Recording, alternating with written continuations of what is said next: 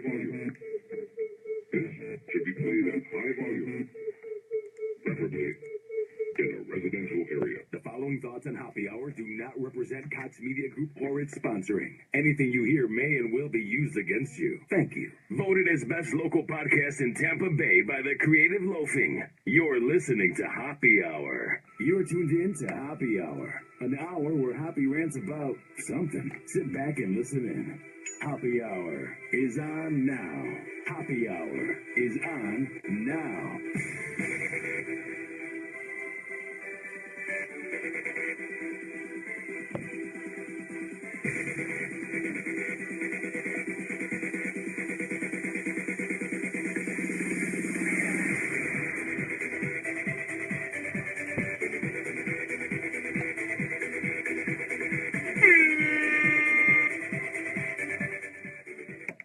What's up? This is Hoppe Hour. I am your host, Ryan Hoppe, and for the next hour, I want my show to change the way you think about things. For the next hour, I want my rants and my opinions to broaden your horizon. And this is an open forum where I give my opinion and then you give me your take. So call me 856-49-HOPPE. That is 856-49-HOPPE. But since that phone line is Google Voice, I don't have a phone screener for this show because I do it on the side. So when the phone lines are open, I will let you know, and that's when you call. So it's 856-49-HOPPE. Also, I won't be able to check the tweets while I'm ranting because then I won't be able to focus for tweeting me at Ryan Hoppe Radio, and I will be sure to look at them during the commercial breaks. Also, here's the deal.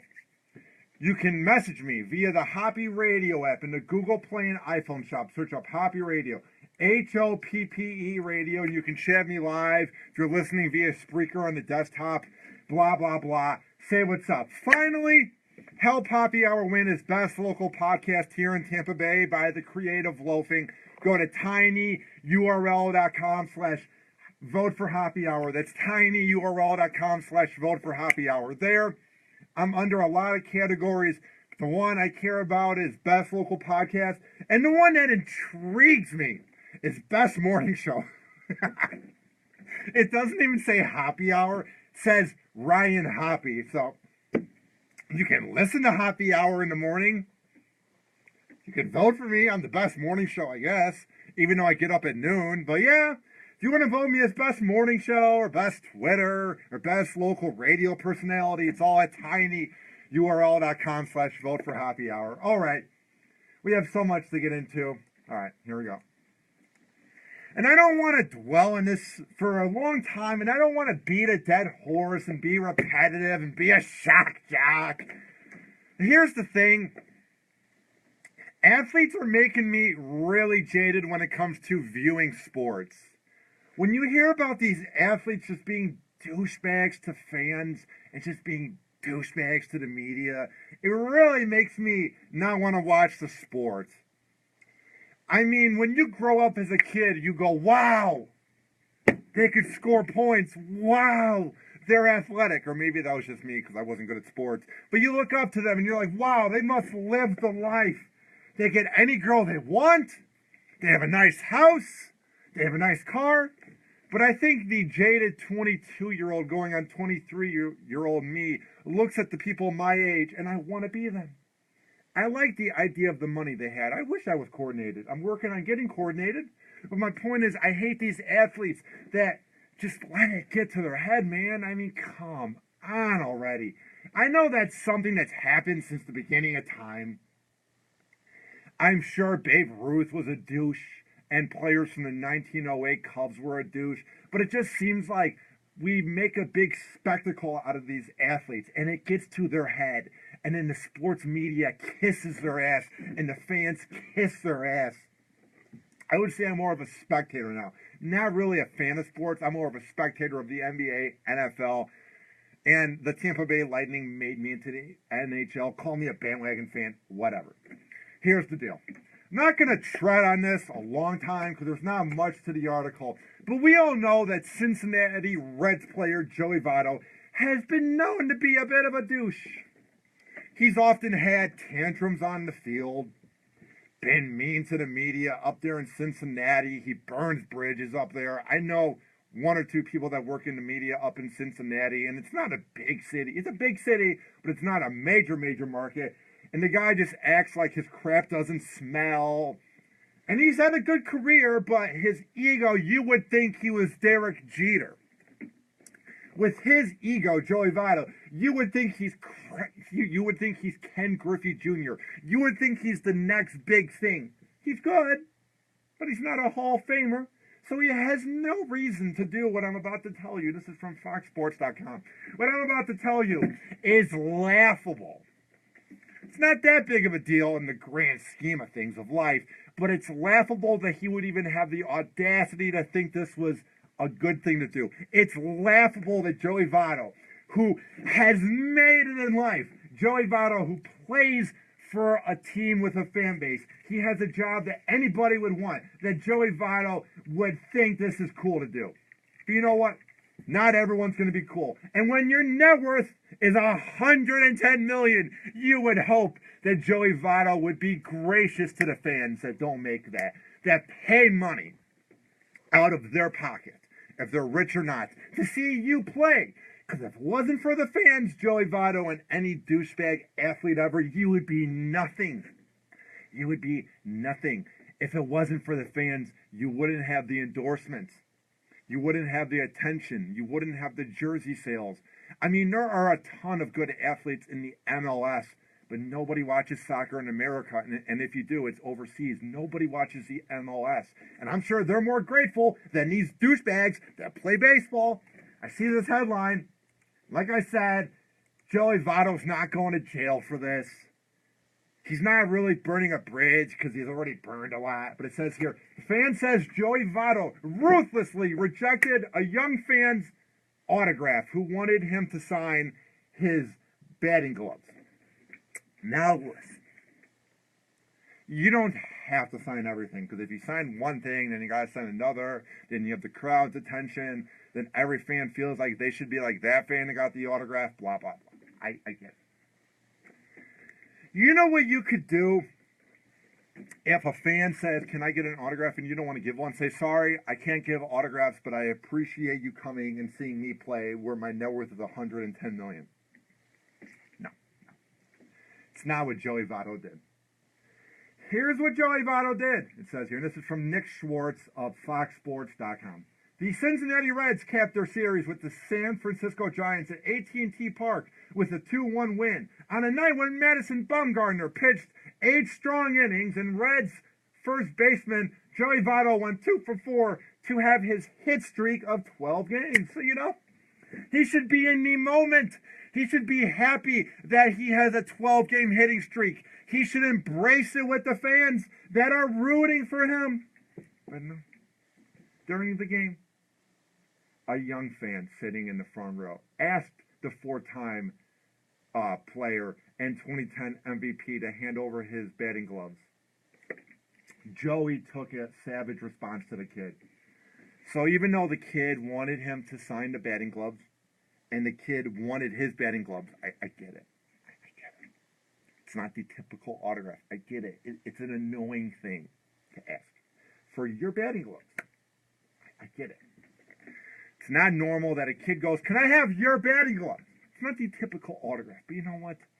Kids are brats. But you know what? That kid is the reason you're famous, because that kid represents every kid that looks up to you, Joey Votto.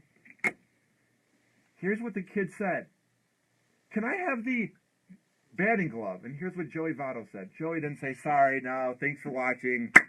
Let's get that W. Thank you. I appreciate the support. I appreciate you making me an overpaid imbecile. No. What Joey Votto said was, you're sitting in the front row. You're elite. This isn't a Make-A-Wish Foundation.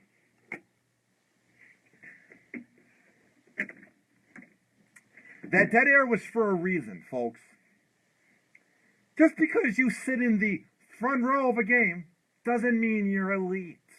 This isn't croquet or, let's say, Chelsea football overseas. Yeah, I said the proper term. Seeing soccer overseas where you got front row.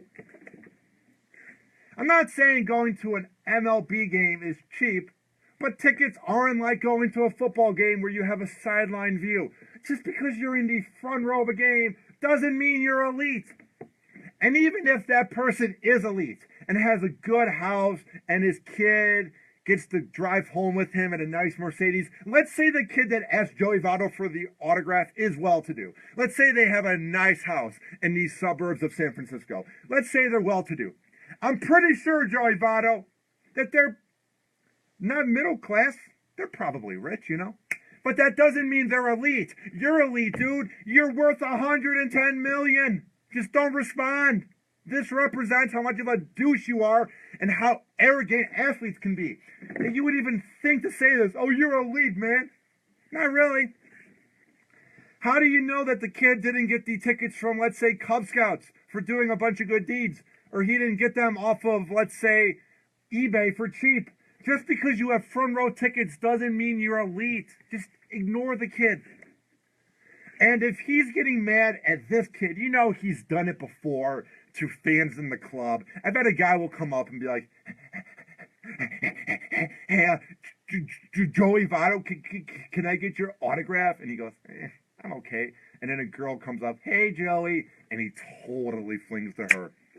Joey Votto seems like the type of guy in all these athletes where if any girl wants to come by, they go, yeah. But if any male fan, the reason they're famous comes up, you know, that's when they deny him. Any kid, the reason he's famous comes up.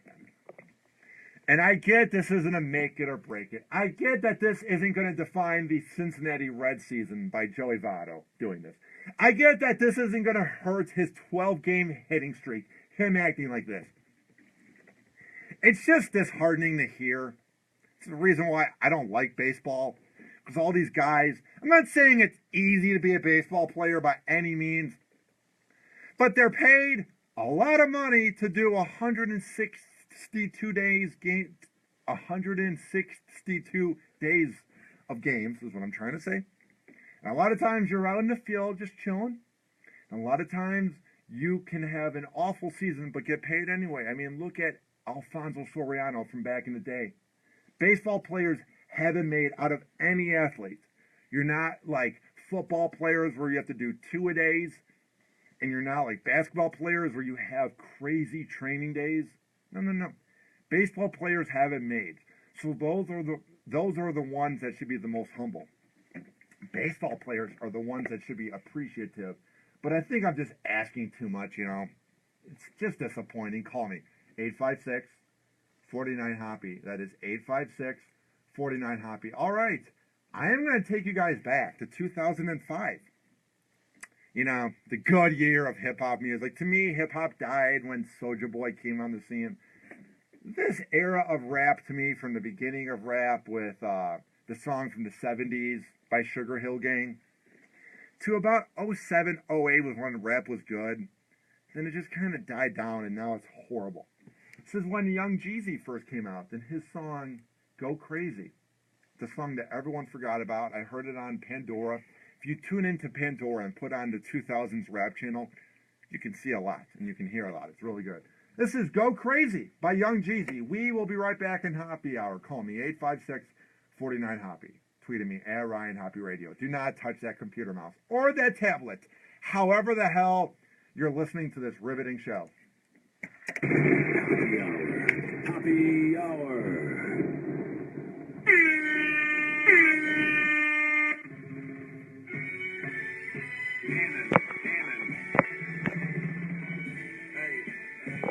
Jimmy, call in after the song. 856-49-HOPPE. After the song, though. I see Patrico from the Rizzuto Show on 105.7 The Points watching. Dude, I listen to you guys every day at the gym via podcast. All right.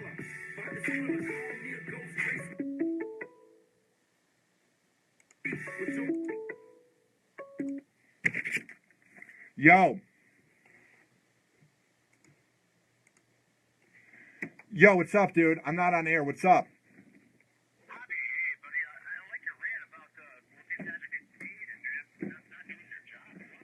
Do you want to... Wait, who is this? Is this, Jeremy? No, this is Jimmy from Cleveland. Remember, I talked to you many times when you were on Rover's Morning Glory. Perfect, dude. Do you want to hang on the line and then get on air in like 2 minutes? Sure. All right, perfect. All right, thanks, dude. All right.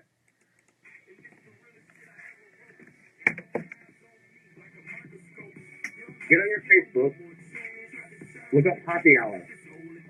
Hoppe Hour.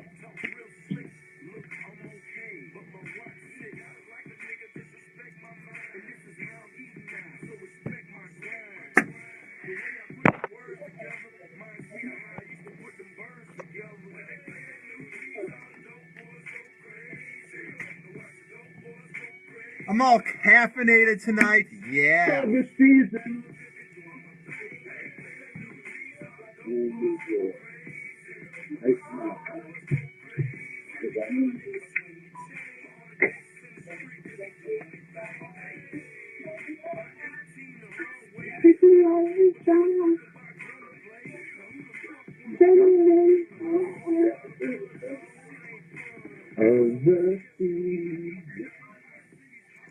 You found it? Does it say live on there? Anywhere?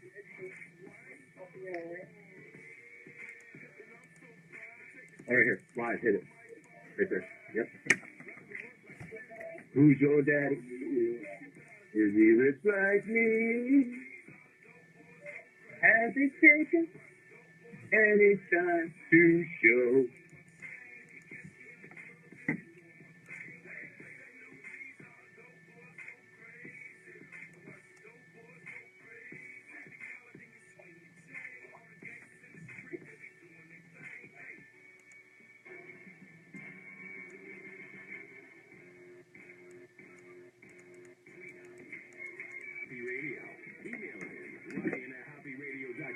And give him a nice, sexy Snapchat at Hoppe Radio. After bite?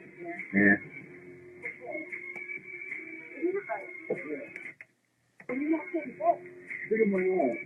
Check this out. All right, welcome back to Hoppe Hour. I am your host, Ryan Hoppe, and we have so much to get into. But we have a call on the phone line. Is a guy that used to listen to me during my short moment on Rover's Morning Glory in Cleveland. On the phone line is Jimmy. What's up, dude? What's up, man? How's it going? What's up with the background noise? What's up, bro? How these all these athletes are begging for more money and they're not worth what they're paid anyway. And see, here's my thing. Back in the day, I used to like baseball, hockey, football, and I liked every one of them up until they all went on strike. Remember, every one of them, every denomination of sports went on strike. Remember that? I was about 2 years old. I don't want to make you feel old, but that's how old I was back then. So what was it about that time when it just changed? Well, they're paid to do something that we all love to do. It's sports. It's fun. Okay, they're paid to do it. How much more money do you need to be paid, to do what you love? I don't understand that. What I don't get is it's okay to be a douchebag to the media. It's okay to be a douchebag to a lot of people. But when you have these fans that are paying money to see you, it's different if they're on the keyboard talking shit on Twitter. But when they're paying to see you at a game and you're disrespecting them, that's what annoys me is if it wasn't for those fans, Joey Votto would be nothing. You know what I mean? That's true. The fans pay their wages and they sit there and they collect it and they think, oh, I'm greater than God. I'm this, I'm that. Now, I want to ask you, is there a lot of players on the Indians because you're in Cleveland? Or is that team pretty likable because I know they were doing well after the Cavs brought home a championship? They're doing very well right now and they are a great team. But what I can't stand is how they don't do their job if they're not having fun or whatever. They're just not doing their job. They make it so that everybody suffers for their wrongdoing. For them being greedy, I guess you could say. How is Cleveland doing? Because it seems like it's growing by the minute. I mean, you guys finally won a championship, and then you have the Republican National Convention in town. Is the vibe of Cleveland pretty good right now? You don't understand. I mean, since the Cavaliers came with their championship, it has been ongoing mayhem. I mean, kind mayhem. There's been no riots and everything. I love that. I mean, I love how Cleveland has handled all this. Even during the Republican thing, everything was great. No outbursts or anything like that. But you know, I mean, the fans, they took it very well. We love having championships up here, and we love having a team that can actually do something. Hopefully the Browns and the Indians can do something, you know. Going back to your point about the cops, everybody is quick, bro, to rip into the cops when they do bad things.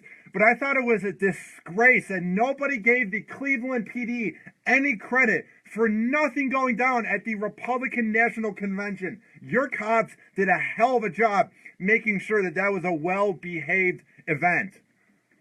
Oh man, Hoppe, our cops, our EMS teams, our fire, everybody was on point. Everybody, it was a great vibe in Cleveland when that happened. We had the parade. We had a couple incidents there, but it was just, you know, minor. I mean, we had nobody blocking the roads or anything like that. You know, it's stupid stuff.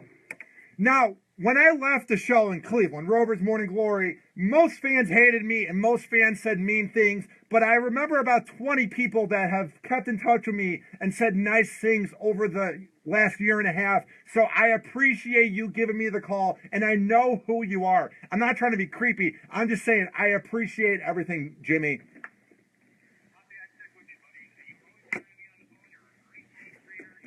Well, and like I said, you gave me some pointers because I'm starting a podcast myself here soon. Yeah. And you gave me some great pointers and information on how to get it started, and I appreciate that. You've been a great friend the whole way through.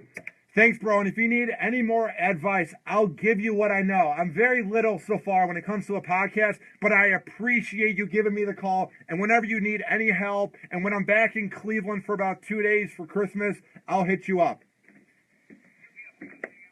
Hell yeah, bro. Have a good night, and I appreciate you giving Happy Hour a call. I will, bro. Peace out. That was my guy, Jimmy Smith. A lot of fans, wow, did they not like me when I left Rover's Morning Glory, or should I say fired from the show in March 18th, 2015. But Jimmy Smith was always one of the guys who was really cool to me, because I remember, I'm not trying to dwell on the past, but oh my God, the day after I made those choices and I got fired, I take this nap after getting the call from being fired. And I checked my iPhone, and you know when you don't check it, it'll show you all your, like, let's say, missed calls or missed notifications on the front screen when you press the middle button on the iPhone. Well, I press mine, and you could scroll up and down. You suck, Hoppe. You're a loser. You're a douche. You're an imbecile. You suck. You don't know what it's like to be me saying all the catchphrases for my 9 weeks there. But Jimmy was always one of the cool guys to me, so I appreciate the call. And I do appreciate Cleveland listening. We have a record high number of listens coming out of Cleveland and the cities that RMG is heard out of, and I appreciate it. Because I've been looking at the numbers and the people that listen, and we have a lot of listens now in Texas because I had Derek on from the good old Billy Madison show. So I have a lot of listens in Texas. But Cleveland has been through the roof recently, so I appreciate it, guys.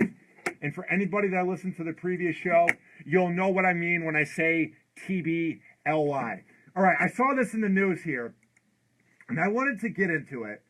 And to me, this is something that kind of represents that we are way too soft on criminals. And to me, this kind of isn't that big of a deal once again. Like, on the grand scheme of things, this isn't that big of a deal because the guy's old. But here's my problem. When you commit a crime that's awful, I don't care if it goes on 40 years or 50 years or 10 years, the crime's not going away, especially if you murder someone, rape someone. Like, I have a few friends that have been raped, and they get PTSD. People don't seem to know that when you are a victim of attempted murder or rape, you don't just move on and go about your life. You get suicidal feelings, and you can't sleep, and you get PTSD like soldiers because you keep thinking of the moment where you're going to have that clicking moment when you're thinking about getting raped, or a clicking moment when you think about when you got murdered. Like, let's say, or when you had the attempted murder towards you. Like, what I'm saying is, let's say someone tried to murder you while raping you behind a garbage can.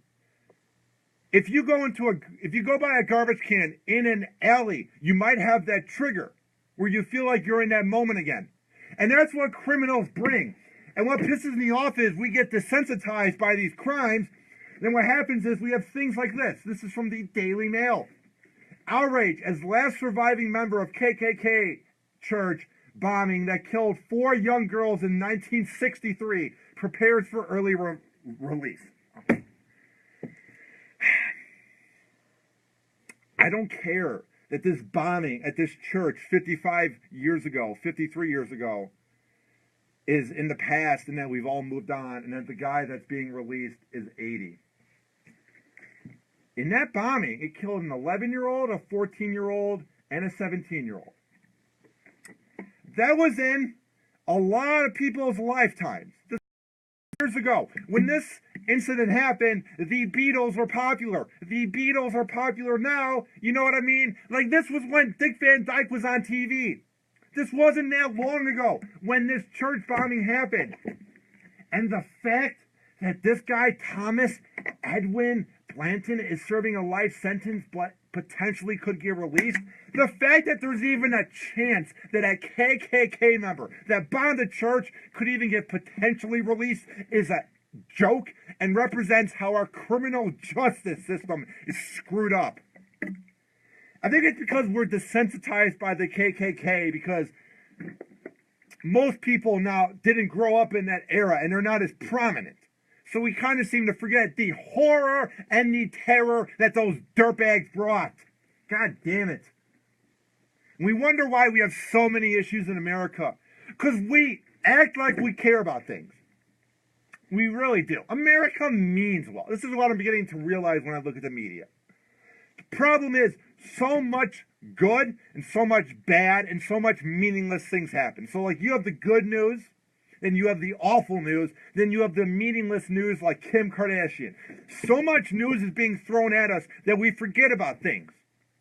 And then what happens is, over time, we forget about everything that happened, and then we let people like Thomas Edwin Blanton, a KKK member that blew up a church, we let him basically get out of jail when he had a life sentence. You know what I mean? Like, we seem to kind of forget that the reason we have these problems is we get soft over time. If America wants to prevail, and America wants to be great again, screw you, Trump. Screw you, Clinton. It's not rocket science. I'm not sitting here and saying I have the answer to the problem. But if we really want to set a precedent about the future of this country, we need to be as tough as we were. We are getting so soft. It's ridiculous. 856-49-HOPPE. 856-49-HOPPE. The lone survivor of the Ku Klux Klan member convicted in the Alabama bombing that killed 4 black girls in 1963 is up for parole after spending 15 years in prison for murder. But civil activists spoke Friday against an early release. And you know what's sad? I'm not going to say this on every single show because there's no reason to beat a dead horse, but I'm going to say it again. This isn't being covered by CNN, Fox News, or MSNBC, or any of the outlets. Huffington Post, if you want to call it an outlet. It's basically become a Trump tabloid. You don't see any of these outlets covering the news that is happening in America. Why do I have to go to a British outlet known as the Daily Mail for news? My God. Nobody's talking about this. This would be a perfect topic for talk radio and TV, but they're afraid of it because they're soft and it won't bring in ratings. We wonder why everything's happening in this country, because all the important news is going on the BBC or the Daily Mail, and the goddamn American media won't talk about it. Kiss my ass. I'm sick of this. That's why I'm here. I'm going to save America. Make podcast great again or whatever. I don't know. I'm trying to speak my mind without coming off cocky. I'm just saying, why is this little podcast out of Tampa speaking the truth more than the news outlets that have the main attention? God damn it. Members of the Birmingham NWACP. It's my speech impediment getting in the way. And other groups held a news conference across the block from the church to protest the possible early release of Thomas Edwin Blanton, 80 years old. He is serving a life sentence for being part of a group of Klansmen who bombed the 16th Baptist Church, a gathering spot for civil movements in Birmingham. If this happened now, you know, the social media, we'd be freaking out. But because this happened 50 years ago, we don't care. We just pretend to care. And I know I've been very critical of anybody that does a protest ever. No, I've kind of called out Black Lives Matter in a nice way, but I've called out anybody that does protest because you just get in people's way and you don't prove a point. But this seems like the perfect thing to be doing a protest for. Why is Black Lives Matter doing protests outside of the Minneapolis Police Department and outside of the Chicago Police Department in meaningless protests that aren't going to do anything? If that movement wants to have universal acceptance, they really should be pushing this. But the problem is that movement wasn't really around. The people that are running it weren't around when this happened, so who cares? And the reason nobody knows about this is because nobody's talking about it. It's a big circle. It all kind of comes together. If you really look at it, the media covering the news really dictates this country. Just saying. The guy's release on Wednesday is a part of the chance that he could get out after 15 years in prison. But Hezekiah Jackson, president of the Birmingham chapter of the National Association for the Advancement of Colored People, said freeing him during nationwide protests over police treatment would send the wrong message. It is our further position that it would be awful for this country.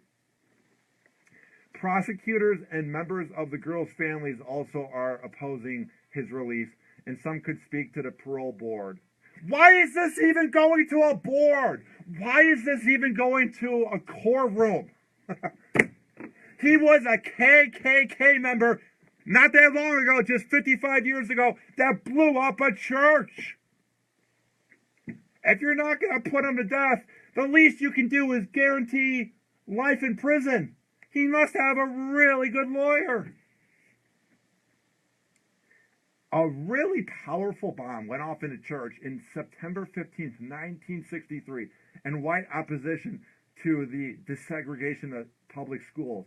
It killed 11-year-old Denise McNair and 14-year-old Addie Mae Collins, Carol Robertson, and Cynthia Morris, also known as Cynthia Wesley. Blanton, who has denied involvement. Of course he did. He was such a tough guy, being in the KKK, wearing that anonymous uniform like a pussy. He was so tough wearing that white outfit. But when they asked him, did you do it, oh, I didn't do it. I had nothing to do with that bombing. Pussy, little bitch. Like, if you do it, at least, I wouldn't say take credit for it, because that's a bad word to use. But at least be behind it. You're not a man. You're a leech. You're a loser. You're evil. You're a cretin. At least be behind it. But you're even more of a pussy by going, I didn't do it. Even though everyone knows you did it, you creep. He and Thomas Bobby Frank Cherry, what a long name, were indicted in 2000 after the FBI reopened an investigation looking into the bombing. Here's the thing, too. Here's why this really irks me. The reason he's in prison is because they opened up the case 16 years ago. If he had been in prison since the bombing 55 years ago, maybe I would get letting him out. He'll die soon, whatever. He's only been in jail since he was 62 years old because he got away with it for 35 years. The least you can do is lock this piece of dirt up for the rest of his life. The least you can do is not even have this be a case where he could potentially get out. Huh? If he was in jail for 55 years like the Manson family, that killed Sharon Tate? Maybe. I don't really want them to get out of prison, but they're harmless. At this point, what are they going to do? But this dude has only spent 1/5 of his life, or like 1/4 rather, in jail when he took people's lives. The least you can do is keep him in there. It's really sad when a goofy, awkward podcaster has more common sense, frankly, than everything going on in this country. It's sad. I'm not patting myself on the back. I'm no rocket scientist. I get paid to work in radio, and I do this show on the side, and I want to get it on FM and AM or Sirius XM radio, or make a podcast out of it, like make money. Like, obviously, my ultimate plan is to grow this show, and it's just heartbreaking when I'm the only one that's talking about these issues. I don't know if America's afraid to talk about it. I don't know if America just, I'm good. It's kind of a hot topic, you know. I don't want to talk about it. I'm kind of afraid, you know. What's going on with Kim Kardashian? I don't know if America is just afraid of having a debate, but that's why I'm here. I'll speak the truth and say it as it is. Call me 856-49-HOPPE. That is 856-49-HOPPE. All right, here's the deal. We're going to come back. I'm going to talk about more things going on in the news, but I'm going to take you back. I got the time machine. I bought it at Walmart today. I'm going to take you back to 2004, 12 years ago, 12 and a half years ago, with overnight celebrity. Call me 856-49-HOPPE. That's 856-49-HOPPE. We will be right back on Hoppe Hour after this. Hoppe Hour.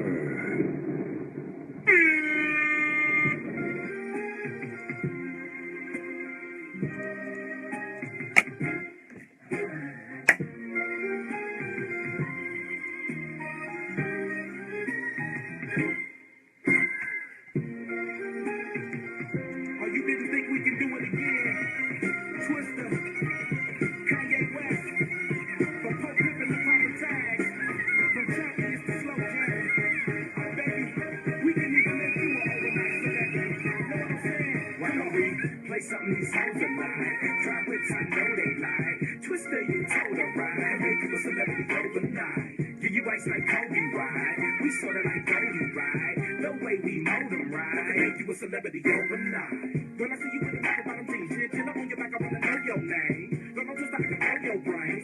I'm gonna go to the restroom real quick. I will be right back. We have about 2 minutes left on the song, so appreciate the throwback.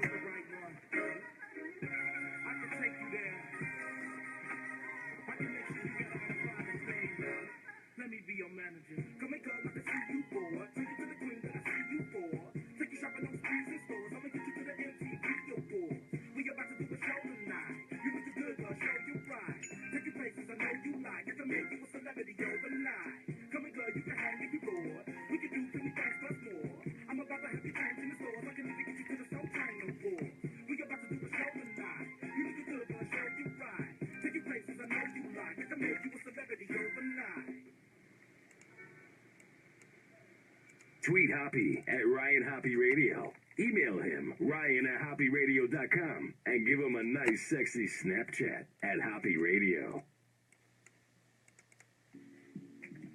Yeah! Yeah!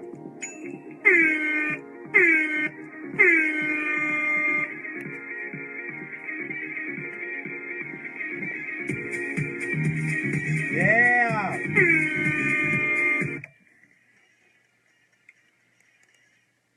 Doesn't this song just put you in a good mood? Forget the techno that's out now in Calvin Harris. It's all about mojo. One night in a disco. Chilling with my friends. I know I can't sing. Feeling kind of low. It was something about her. Suddenly I saw her, though, you know, she's cute, dancing on the scene. Move, girl. It's all my dreams. It was something about her, you know, that drew me in. Yeah, let's go. I feel so right and take all night. You blow my mind and some other things. Yeah. Probably comes off so weird seeing me sing on Hoppe TV where the music isn't going into the TV, but it's a video version of me. It's just me singing awfully. Like, I'm not saying it sounds any better when the music's on it, but at least, you know, it's okay. Call me, 856-49-HOPPE. That's 856-49-HOPPE. I mean, how does this song not put you in a good mood? Maybe me singing it literally ruins it. Maybe me singing it literally crushes any potential of this classic by Mojo, Chillin', into the ground. But I have fun, you know? You gotta have fun when you're in radio. It gets so stressful. Life gets so stressful. You gotta have fun, you know? Like Mojo. I feel so right and take all night. You blow my mind. All right, enough of that. Just wanted to have a little bit of fun, you know? Whenever that song comes on and I have the headset on here, my headphones, it pumps me up. All right. I remember this case with Drew Peterson back in like 2008.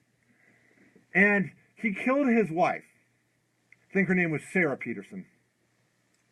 And they couldn't prove it. She died, and there was a thing where she was in like a body bag, and people saw him carrying it out of the house, but they couldn't prove that he did it. But he did kill his wife, Kathleen Savio. For some reason, the case was looked into in like 06 or 07, but they kind of forgot about it because somehow she drowned in a bathtub. How do you drown in a bathtub? So after Sarah Peterson dies, they go, yeah, we should probably check on Drew Peterson again. To me, because this happened in Bloomingdale, Illinois, it was like a quiet suburb of Chicago, outside of Chicago in DeKalb County. My point is, I think he had a lot of power because he was a police lieutenant in that town. So I think they did a lot of covering up that he killed his wife, Kathleen Savio, like 10 years ago. So it's good to see that there's dirtbags in jail. This is from the Daily Mail, because of course you got to go to Britain to get American news. I mean, I didn't see WGN or anybody in Chicago covering this.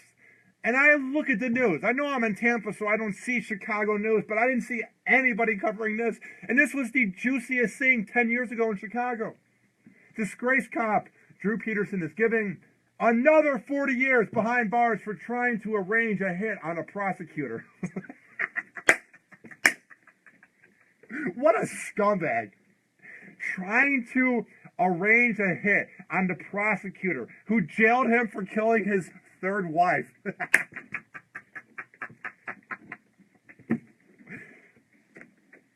There's so much greatness about this dirtbag in this headline. First of all, it was his third wife. So obviously he wasn't very romantic, and obviously he was awful to be around. And he's given another 40 years in jail, so he has no chance of bail because he's like in his late 50s. And he tried to kill the prosecutor and tried to get a hit on him. What is this? The Sopranos? He is jailed for 38 years in 2012 for killing his third wife. Once behind bars, he began plotting to kill attorney James Glasgow. I wonder what that's like when you're the attorney and you're just trying to do your job and you're just trying to put this creep in jail, and then you find out that he was trying to put a hit on you. I wonder how frightening that is. Just think about it. You're doing your job, and you find out that what happens in the mob movies when people put hits on other people actually was possibly going to happen to you. Former cop Drew Peterson has been sentenced to another 40 years in jail for attempting to organize a hit on the prosecutor who jailed him for killing his third wife. Peterson, who was serving 38 years for murdering Kathleen Savio in 2004, was slapped with a fresh sentence for trying to arrange the murder of attorney James Glasgow. He has been in jail for 4 years and was sentenced to get out in parole in 2047 at age 93.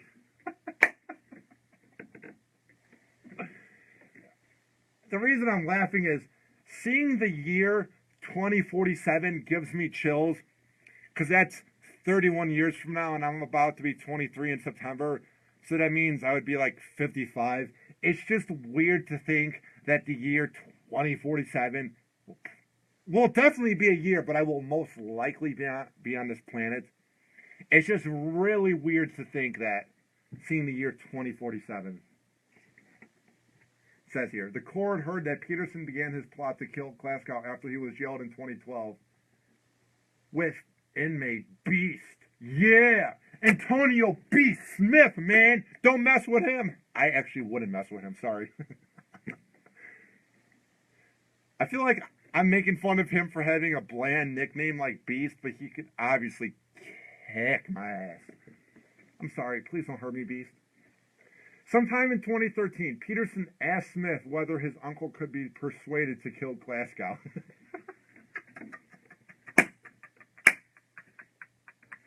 If you were from Chicago and you're listening to this, you would just appreciate how great this is. And it's sad great, because this was the craziest case back in like 07, 08. I remember Dahl, when he was on 104.3 Jack FM, I remember he had the Drew Peterson dating game that never went down. I mean, Jonathan Brandmeier, Mancow, Eddie and Jobo, Drex, all the shows back then were having so much fun dissecting this. The fact that he then kills his fourth wife, but never was found guilty for that, even though people saw him holding her dead body and dragging it out of the house in like a tomb. And then you find out that his third wife then drowned somehow in a bathtub. And then that case got reopened. I mean, this was a circus back in the day in Chicago. I think it kind of made national headlines, but it wasn't as big as like Scott Peterson back in the day. Trying to think what was going on back in 07, 08 that could have been more prominent. Well, you had George Bush ruining this country, and then you had the whole thing with Obama running for president versus McCain. So that was probably more prominent. Who would be our first black president? That happening, and then you had the whole thing where the economy crashed and Detroit went bankrupt. There were a lot more important things back then. I hate saying back then because it seems so long ago. God damn it. But back then, you know, then Drew Peterson. But man, this was so juicy back in the day. I used to be such a little geek. And I use the word used lightly. I used to love this. Just watching WGN TV every night and hearing this. You look at the guy Glasgow, and it shows him walking out of court like 2 days ago, and he just looks frightened. I would be too. When Drew Peterson's trying to put a hit on you. There are recordings that they got where he blatantly said, I want to kill Glasgow. He told him that he would have his uncle do it. And here's what happened. B. Smith was recorded as saying, I told him what you said, that the green light's on, that I'm going to go ahead and get him killed. That's what you wanted, right? It ain't no turning back. Once I get the hit done, there ain't no turning back. Ooh. And he goes, all right. He says that 6 times. All right, I'm in. From the first time we talked about it, bro, there was no turning back. If I get some booze up in here, Drew Peterson trying to talk black. If I get some booze up in here, we'll party for that night. What a sick piece of crap. You were known for treating your first 2 wives awfully. You then drowned your wife in 2004. You then killed your 4th wife. And then you try to put a hit on the attorney that put you in jail. And then you're saying, oh yeah, once we put the hit on him, bro, we'll celebrate. It's times like this, I may be goofy, I may be awkward, I may be a little self-conscious at times, but it's times like this, I'm glad I'm not sick in the head and I'm not evil. It's times like this, I'm really glad I'm not an evil criminal. Oh man, this is great. And it's showing the video of when he was first taken in like 2011, and he's wearing the red jumpsuit, and he's screaming. Oh my God, this was the greatest thing in Chicago media back then. Oh my Lord, I loved it. It basically just goes on to say all the details, and that's about it. Call me, 856-49-HOPPE. That's 856-49-HOPPE. Absolutely no doubt that he killed his wife. Yeah, we know that. That's what one of the comments says. I love reading the comments on the news sites because they can either be really positive, you know, or really negative. Especially if you go on like a Trump news article or Clinton. Nobody's getting along in this country, especially online trolls. I see one comment here that is left here on the Daily Mail that I like. It says here, just imagine what type of cop he must have been. It's not a bad point. Random person from Cambridge. It's not a bad point. He must have been the cop that kept things low-key and did a lot of favors. I mean, he basically got away with murder for 4 years until he killed his last wife. And then people started to look into the murder of Kathleen Savio. And he was known for beating up his first 2 wives when he had 4 altogether. He must have been that scoundrel leech of a cop, you know, just letting things slide. And he must have been that cop that would pull anybody over just to try and get the quotas. All right. Here's the deal. Happy hour has come to an end. I know you're sad. I know you're heartbroken. I know you're not going to know how to go on with your life. You're like, oh no, happy hour is about to end. It's time for last call. Ow! Ow! Ow, I hurt myself. Ow!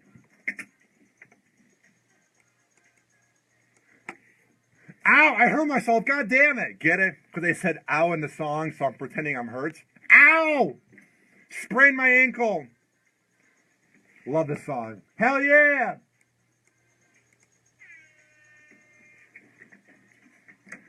Ow! Ow! All right, happy hour is about to end. I appreciate you guys watching this special Saturday night edition, or if you're listening on demand, go to tinyurl.com/vote for Happy Hour. That's tinyurl.com/vote for Happy Hour. There, vote me as best local podcast and all the other categories. If you want to vote, go ahead. If you don't, I get it, but I'd appreciate it. Tweet at me at Ryan Hoppe Radio. Get the app in the Google Play or iPhone shop. Search up Hoppe Radio, HOPPE Radio. Email me if you want to be a sponsor or you want to collaborate. RyanHoppeRadio@gmail.com. Check out my recently updated website, RyanHoppeRadio.com. Also, call my sponsor, 727-331-1934. That's 727-331-1934. It's Simply Prepaid of T-Mobile in Gulfport. They are at 5014 Gulfport Boulevard South. If you go there to Simply Prepaid of Gulfport and you talk to Tony Spinney and Patrick McVicker, and you go there and you talk to his lovely wife and the two people in the tech department, Ryan and Ryan, and you say that Ryan Hoppe sent you from Hoppe Hour, they will hook you up with a really good deal. Simply prepay to T-Mobile. Support my other sponsor, Soli's Graphics out of Duluth, Minnesota, with my Midwest accent. tinyurl.com/happyhourdecal. That's tinyurl.com/happyhourdecal. For just $2, you can support Hoppe Hour. And you can support small business in Minnesota. That's about it. I appreciate you guys listening. I appreciate you watching. And if you want to catch up on more Hoppe Hour on demand, go to tinyurl.com/happyhourlive. All the live streams I've done, which I appreciate you guys watching, is on YouTube.